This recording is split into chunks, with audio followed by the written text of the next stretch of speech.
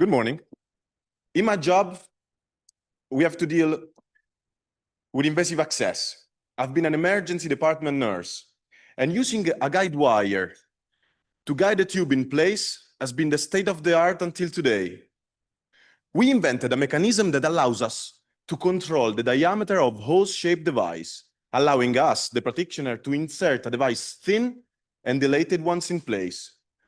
We're not going to be focused in intubation. Intubation is when you're going to use a tube to place it in trachea and perform mechanical ventilation.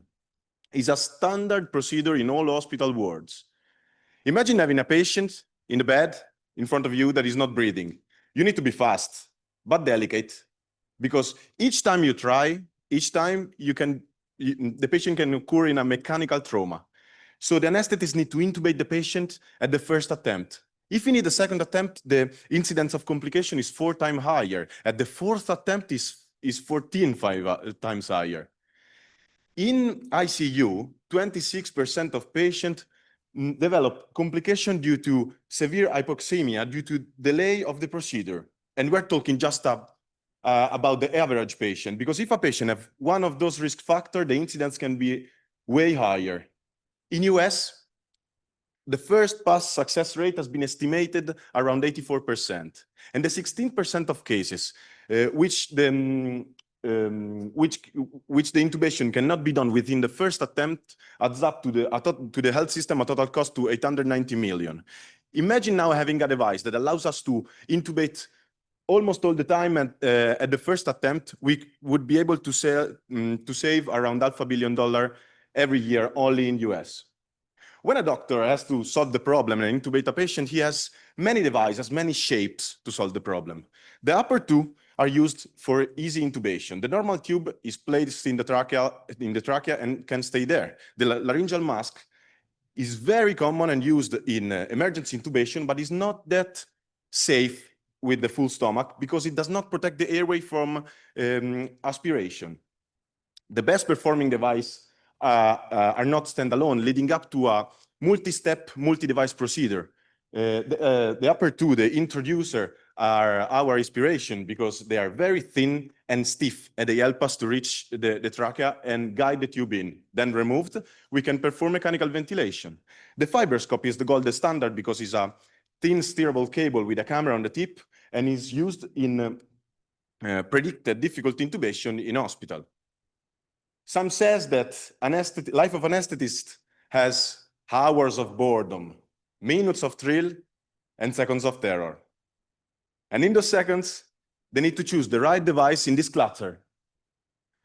We want to allow them to have just one single standalone device, emulating the state of the art, improved by the modulable diameter. How can we be so confident? Because we are building a device that can be inserted thin and dilated once in place, adapting it to the patient anatomy.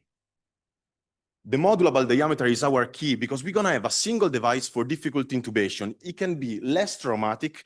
The diameter can be fixed in function of the patient anatomy, and it can be modulated in use, so without losing the control of the airways. So we're going to have just a single device for difficult intubation. It's going to be useful for awake intubation with the fiberscope in predicted difficult intubation, with this innovative feature that is the modulable diameter that can allows us to do a protected extubation that is a procedure not yet possible with nowadays device. The global market has been estimated around 2 billion with a growth rate of 6%. We have been estimated that counting 6.4 million difficult and emergency intubation done in Europe and North America every year, our service addressable market will be around 160 million. We aim to generate $6 million in sales after 5 years in the market, so around 2035. We want to target hubs and big hospitals, the trauma center, that have at least 45 ITU beds and 15 OR to enable us to penetrate them because they have a lot of trauma patients, a lot of difficult intubation, because they have all the specialties and all the patients are centralized to them. We interviewed some anesthetists, and all of them associate fear and stress to the procedure, and they think that it would be very helpful to the awake intubation with the fiberscope He would minimize, as you have seen in the chart, the mental toll of choosing the right device and decrease the seismic judgment of the device. They think that would be very revolutionary in extra-hospital emergency because we don't have a second option, a second attempt in emergency hospital, in extra-hospital emergencies. All of them said, I don't think you can do it, but if you do it, I want it. And we did it. We filed our patent in July. But we know that our value does not lie in a single device.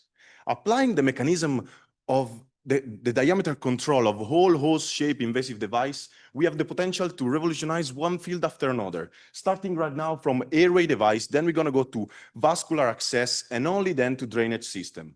But to us, it's crystal clear that we need to do one thing at a time. So now we are raising 300K. We rose so far 60K, and we are discussing with Polytechnic of Milan the development of the preclinical prototypation for the next year to validate the device in mannequin in October and cadavers in December. We're going to extend our IP to a PCT, and then we're going to go for another round to pursue the design for manufacturing, and then the final round to aiming for the CE mark and launch it by the 2031. I'm Antonio Marevizioli. I'm an emergency department nurse, and I've been in contact with the problem for around 5 years.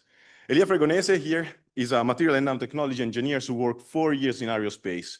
And together we left our job and decided to invest all of our energy in this project.